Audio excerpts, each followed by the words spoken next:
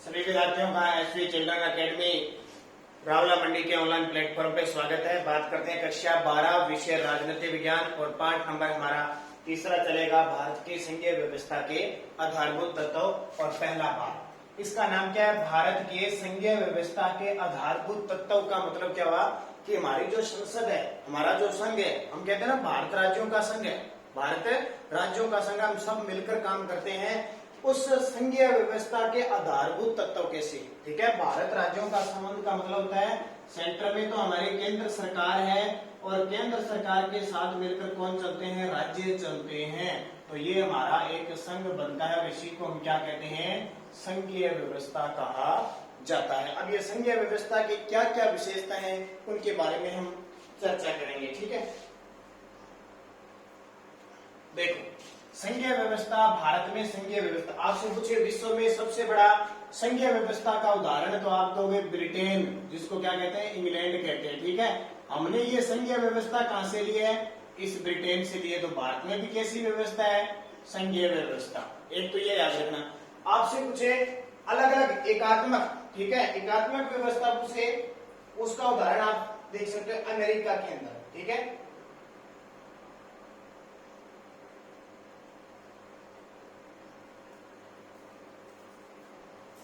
तो भारत में किस प्रकार की है? संघात्मक व्यवस्था। अमेरिका में पूछे तो एकात्मक है। एकात्मक का मतलब एक होता है एकात्मक और एक होता है संघात्मक। हमारे भारत में तो संघात्मक है, संघीय है, और ब्रिटेन में भी है, लेकिन अमेरिका में क्या है? एकात्मक। एकात्मक का मतलब क्या होता है? जो केंद्र है वो अलग है और राज्य अलग है। ठीक है, राज्य अलग काम करते हैं, केंद्र अलग काम करते हैं। हाँ, पावर पूरे देश पर होती है अमेरिका के राष्ट्रपति की, लेकिन ये अलग अलग काम करते हैं। हमारे भारत में इकट्ठे मिलकर काम करते हैं। इसका मतलब क्या हुआ?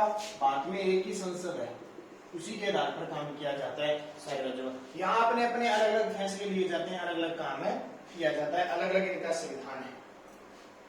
ठीक है, इस प्रकार हमारे भारत को संघात्मक व्यवस्था से देखें तो संघीय व्यवस्था हमारे भारत की देखें तो भारत में वर्तमान में राज्य कितने हैं? भारत में वर्तमान में राज्य कितने हैं? 28 राज्य। पहले कितने थे? पहले कितने थे? 29 राज्य थे। अब एक घट कौन सा गया? जम्मू कश्मीर घट गया। फिर राज्यों के साथ केंद्र शासित प्रदेश। केंद्र शासित प्रदेश का मतलब क्या होता है कि केंद्र का उन पे अधिकार होता है, वो भी 8। कितने हैं? 8। पहले कितने थे? 7, फिर 9 हो गए, वर्तमान में ये है 28 राज्य, 8 केंद्र शासित प्रदेश है। कितने? 8। अब पता ही होगा आपको कौन कौन से हैं, नाम बता देता हूं मैं। दिल्ली, जम्मू कश्मीर, लद्दाख, चंडीगढ़, दादर नागर हवेली व दमन द्वीप, अंडमान निकोबार, ये इकट्ठे हो गए। ध्यान रखना, दादर नागर और दमन व द्वीप अलग अलग थे, इकट्ठे हो गए अंडमान, लक्षद्वीप, पांडिचेरी। ठीक है, ये सारे 8 हो गए। 28 राज्य है। जम्मू कश्मीर हट गया, जम्मू कश्मीर के पहले देखो 7 थे, 7 केंद्र शासित प्रदेश थे। जम्मू कश्मीर को केंद्र शासित प्रदेश बना दिया, 2 टुकड़े कर दिए, तो एक तो लद्दाख हो गया और एक जम्मू कश्मीर में। कितने? 9। अब क्या किया सरकार ने? जो दमन द्वीप व दादर नागर हवेली है, इसको इकट्ठा कर दिया। पहले अलग अलग थे ना, दोनों अलग थे, अब इनको इकट्ठा कर दिया, तो 9 से वापस कितने हो गए? 8 हो गए। ठीक है, तो टोटल 8 केंद्र शासित प्रदेश है वर्तमान में हमारे देश में और 28 राज्य। ये बात होगी इनकी मुख्य। अब देखो भारतीय संघीय व्यवस्था के प्रमुख तत्व, नाम इसका है भारतीय संघ व्यवस्था के प्रमुख तत्व। पहला तत्व देखो क्या है? शासन शक्तियों का स्पष्ट विभाजन। शासन शक्तियों का स्पष्ट विभाजन। शासन शक्तियों का स्पष्ट विभाजन। और इसकी चर्चा कौन सी, यानी हमारे संविधान में अनुसूचियां कितनी है टोटल?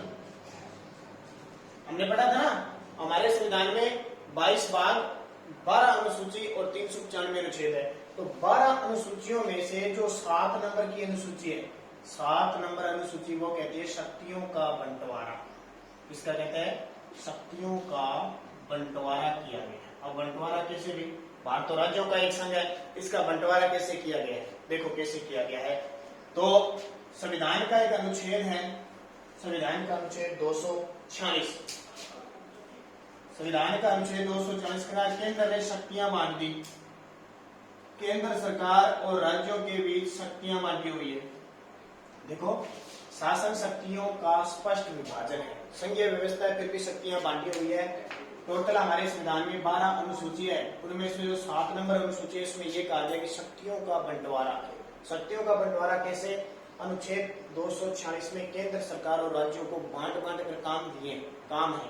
कौन कौन से? देखो संघ सूची, संघ सूची का मतलब होता है इस पे जो कानून बनाएगी वो कौन सी सरकार बनाएगी? केंद्र सरकार। एक बना दी राज्य सूची, राज्य सूची पर कानून कौन बनाएंगे?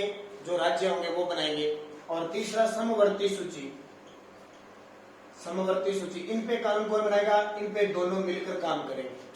संघ सूची के जितने विषय होंगे केंद्र सरकार बनाएगी, राज्य सूची के जो विषय होंगे राज्य सरकार बनाएगी। समवर्ती का सूची मतलब दोनों समान से काम करेंगे। ठीक है, 3 अनुसूची है। 3 अनुसूची के बाद अगर कोई बच गया ना, कोई विषय कोई काम बच गया तो वो आएगा अवशिष्ट सूची में। अवशिष्ट सूची में इनकी खासियत, अवशिष्ट सूची पर काम करेगी कौन? केंद्र सरकार। कौन है?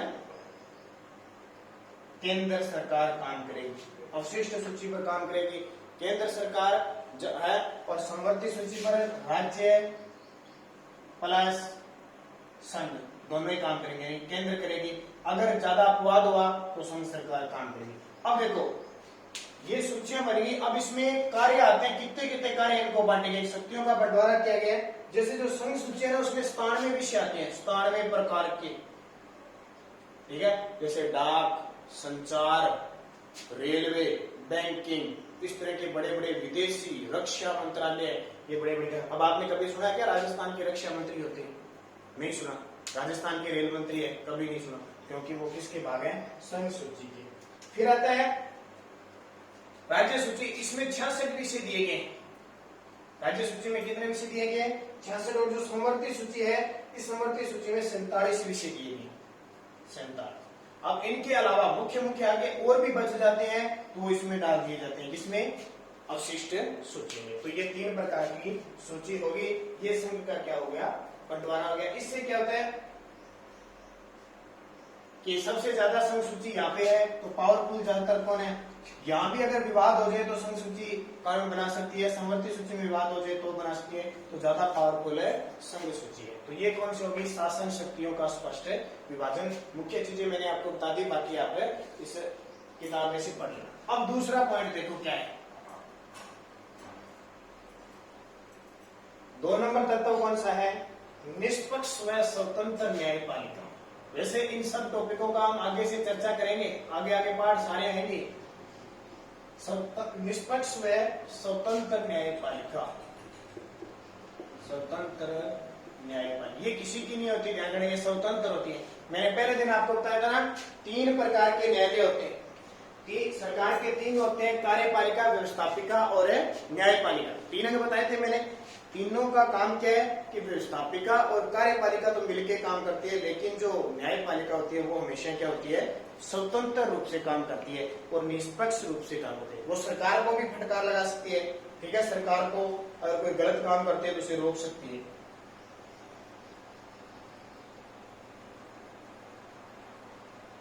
ठीक है, तो ये ध्यान रखना, स्वतंत्र और निष्पक्ष न्यायालय कैसे है। देखो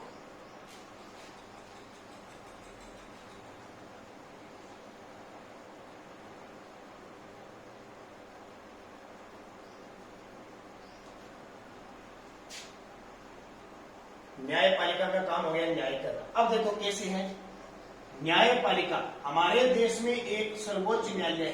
कौन सा? सर्वोच्च न्यायालय। आगे हम पूरी चर्चा करेंगे। और इस सर्वोच्च न्यायालय के नीचे राज्यों के अंदर होता है उच्च न्यायालय। कौन सा होता है? उच्च न्यायालय होता है। ठीक है, देखो पूरे देश में सर्वोच्च न्यायालय होता है जिसका मुख्यालय नई दिल्ली में। सबसे ज्यादा इसका काम होता है दो राज्य आपस में लड़ दे या कोई बड़ा विवाद होता है तो वो सर्वोच्च न्यायालय में जाता है। आपस में सरकारें लड़ने लग जाए ना तो भी मामला कहा जाता है सर्वोच्च न्यायालय में। और हर राज्य को अलग अलग उच्च न्यायालय देगी कि आपका मामला आपके राज्य में सलटाइए, नहीं सलटता है तो फिर सर्वोच्च न्यायालय के पास जाना है। तो ये विधि की सरकार, विधि का शासन स्थापित करने का काम करता है सर्वोच्च न्यायालय। यानी भारत के देश के किसी भी नागरिक को किसी प्रकार की, जैसे हमने पढ़ा था नीति निर्देशिका, तो मौलिक अधिकार, मूल कर्तव्य, कहीं भी बाधा आती है तो हम न्यायालय में जा सकते हैं। कोई भी आपराधिक मामला है तो न्याय दिलाएगा और हमें निष्पक्ष रूप से इसमें न्याय मिलेगा। वो स्वतंत्र है, किसी सरकार की उस पर नहीं चलेगी और निष्पक्ष है, अपने हिसाब से गवाह के आधार पर ही फैसले सुनाए जाएंगे। ये हमारे संघीय जो व्यवस्था है उसकी क्या खास विशेषता है। 3 नंबर विशेषता देखिए, संविधान की सर्वोच्चता। संविधान की सर्वोच्चता 3 नंबर। हमारे देश में संविधान सर्वोपरि है, सबसे ऊपर। सर्वोपरि का मतलब सबसे ऊपर कौन है? संविधान। कहने का मतलब इसमें जितने भी कानून बने हैं, आज हम जितने भी काम कर रहे हैं, चाहे हम पढ़ रहे हैं, चाहे हम नौकरी लगेंगे, स्कूल जाएंगे, पुलिस हमारी है, न्यायपालिका है, कोई भी काम हमारे देश में हो रहा है इसके तहत हो रहा है संविधान। और आपको पता है संविधान का उल्लंघन होता है तो उसकी रक्षा, संविधान की रक्षा कौन करती है? न्यायपालिका करती है। तो ये ध्यान रखना, सबसे सर्वोच्च कौन हो जाएगी? संविधान हो जाएगी। संविधान के जनक कौन है? भीमराव अम्बेडकर। ठीक है, सब जगह संविधान बना है और हमारे देश का एक ही संविधान है, पूरे देश का एक ही संविधान है। 395 अनुच्छेद है, 22 भाग है, 12 अनुसूची। पहले ऐसा था जम्मू कश्मीर को छोड़कर, अब ध्यान रखना जम्मू कश्मीर को छोड़ना नहीं, ये सारा ही आ जाएगा साथ। पहले तो जम्मू कश्मीर का अलग संविधान था, अब जम्मू कश्मीर को केंद्र शासित प्रदेश बना दिया और अब जम्मू कश्मीर का नाम नहीं आएगा। कहीं कहीं आप पढ़ोगे ना अपनी इस पॉलिटिकल में आगे आगे पढ़ेंगे तो इसमें ऐसे आएगा कि अपवाद जम्मू कश्मीर, अपवाद वो हटा देना, सब अपवाद खत्म हो गए क्योंकि 370 धारा हटा दी गई है। चौथा देखिए, एकल नागरिकता।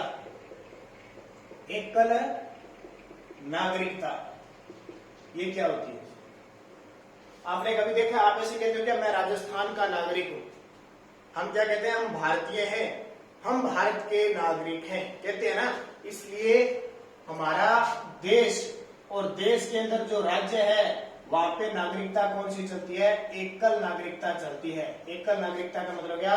हम सब इस देश के निवासी हैं क्योंकि हमारा संघ है, हम एक साथ मिले हुए हैं, एक साथ जुड़े हुए हैं, इसलिए हम कहते हैं हम भारत के नागरिक हैं, भारत मेरा देश है। कहते हैं ना, प्रतिज्ञा करते हैं भारत मेरा देश है, समस्त भाई बहन मेरे, समस्त जितने भी लोग हैं मेरे भाई बहन हैं। क्यों? क्योंकि हम संघ में रहते हैं, हमारी नागरिकता। कभी नहीं लिखेंगे मैं राजस्थान का नागरिक, इतना कह सकते हैं मैं राजस्थान का निवासी हूँ क्योंकि हम उस राज्य में रहते हैं, तो वो एकल नागरिकता होगी, इसकी खासियत है।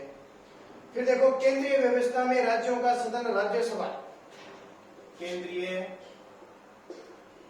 व्यवस्था में, केंद्रीय व्यवस्थापिका में या व्यवस्था में राज्यों का सदन राज्यसभा। ये क्या होता है? क्या होता है? हमारे देश में संसद है और ये संसद 3 चीजों से बनकर बनी है। हमारे देश में संसद है, 3 चीजों से बनी है। कौन कौन सी? नंबर 1 लोकसभा, नंबर 2 राज्यसभा और नंबर 3 राष्ट्रपति। देखो, लोकसभा के सदस्य जैसे आप सोचते हैं ना अर्जुन राम मेघवाल, अर्जुन राम मेघवाल हमारा लोकसभा सदस्य। हमारा आपसे पूछे हमारा सांसद कौन है वर्तमान में? अर्जुन राम मेघवाल लोकसभा से जीत के आता है। अब देखो, केंद्र ने तो अपना लोकसभा चुन लिया, राष्ट्रपति केंद्र का होता ही है। अब राज्यों को, क्योंकि हम बात कर रहे हैं संघीय व्यवस्था की, तो संघीय व्यवस्था में जो केंद्र सरकार है वो राज्यों को साथ लेकर चलती है, इसलिए संसद में उन्होंने क्या बना दी? राज्यसभा। यानी यहाँ से कौन चुन के आएगा? राज्यों के लोग चुन के आएंगे, राज्यों के लोग, अलग अलग राज्यों के लोग चुनकर आएंगे। कहाँ पे? राज्यसभा में। लोकसभा में केंद्र के चुने आते हैं, इसलिए कहते हैं केंद्रीय व्यवस्थापिका में राज्यों का सदन राज्यसभा। तो राज्यों को भी हक मिला ना, तो राज्यों के प्रतिनिधि भी जाते हैं, केंद्र के प्रतिनिधि जाते हैं, राष्ट्रपति होता है। इससे क्या बनती है? संसद का निर्माण होता है। ध्यान रखना, तो एक समान है, जनसंख्या के आधार पर, क्षेत्रफल के आधार पर इनकी गणना की जाती है। तो ये प्रतिनिधि हो गया, क्योंकि राज्य जो भारत है वो राज्यों का संघ है। छठा देखिए, राज्यपाल का पद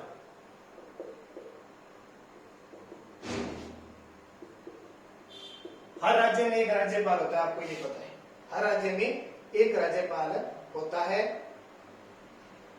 अब क्या होता है, ये राज्यपाल राज्य में चुना जाता है तो केंद्र सरकार द्वारा चुना जाता है। कौन चुनता है? केंद्र सरकार भेजती है किसी राज्यपाल को किसी राज्य में लगाने के लिए। क्यों? क्योंकि अब एक केंद्र है और एक राज्य, दोनों के बीच कोई विवाद है या कोई भी किसी प्रकार की व्यवस्था करनी है तो दोनों के बीच काम कौन करता है? राज्यपाल। ठीक है, कोई भी शासन व्यवस्था का। अब आपसे पूछे कि देश का प्रथम नागरिक कौन होता है?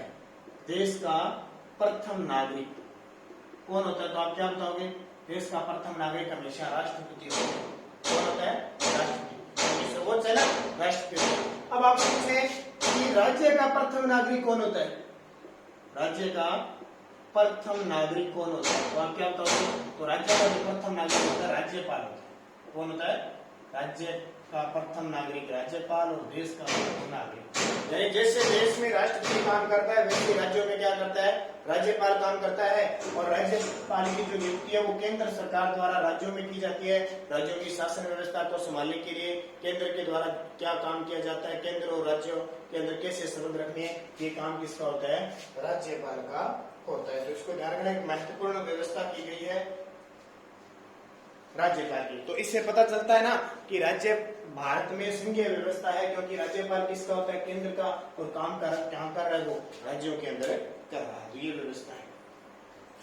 7 नंबर पॉइंट देखिए, ये दो ध्यान रखना, आपसे कुछ प्रधानमंत्री मत कर देना कि भारत का प्रथम नागरिक प्रधानमंत्री होता है, राष्ट्रपति होता है, ध्यान रखना। और राज्य का मुख्यमंत्री नहीं होता, ध्यान रखना। अब 8 नंबर देखिए, 7 नंबर, एकात्मकता का प्रभाव। एकात्मकता का प्रभाव, एकात्मकता का